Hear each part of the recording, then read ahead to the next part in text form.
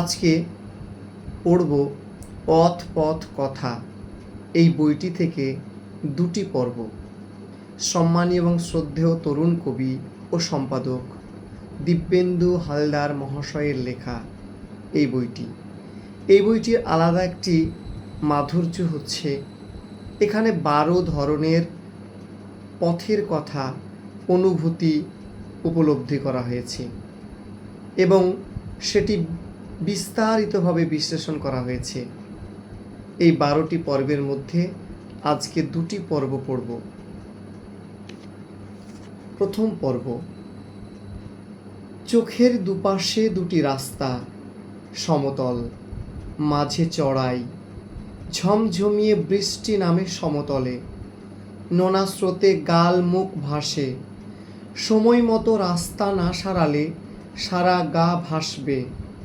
চড়াই পথেও দেখি মিহি বরফ গুঁড়ো, সর্বত্র ঠান্ডা, আসলে সব পথ গিয়ে মিশেছে মৃত্যুতে।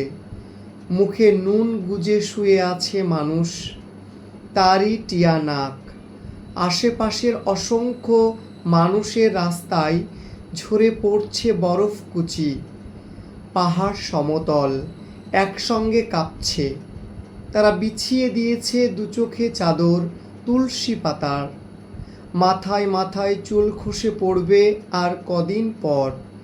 সেই যে ভেসে গিয়েছিল গা, তাতেই ডুব দেবে আর সমস্বরে চিৎকার করে বলবে, এত মানুষ মরে, তবু তোমার এলাকার রাস্তা সারাতে পারো না? দেখো তো সারা মাথা জুড়ে এখন পৃথিবী, এত এত রাস্তা এখন একসঙ্গে সারাবো কি করে?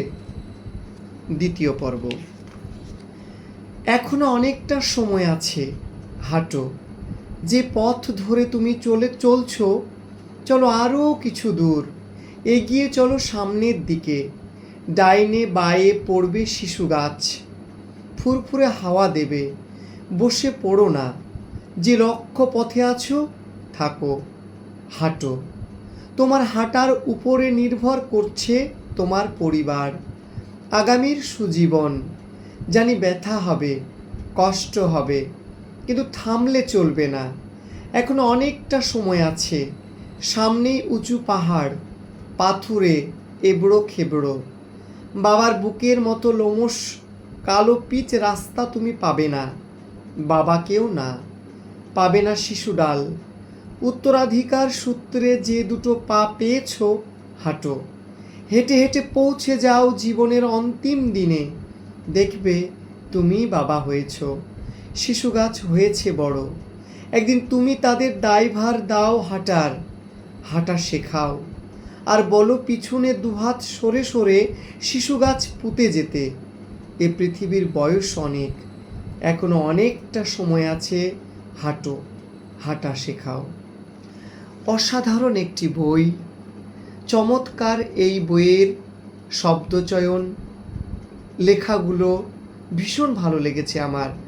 এক একটি পথের এক একটি গন্তব্যে পৌঁছে যেন নতুন পথ পাওয়া গেছে আত্মতুষ্টি, আত্মতৃপ্তি। ভীষণ ভালো লেগেছে বইটি আমার পড়তে। আজকে তাই দুটি পর্ব পাঠ করলাম। আপনারা এই বইটি পড়তে চাইলে সংগ্রহ করুন ছায়াবৃত্ত প্রকাশনী থেকে, মাত্র 50 টাকা মূল্যে। ভীষণ সুন্দর একটি বই।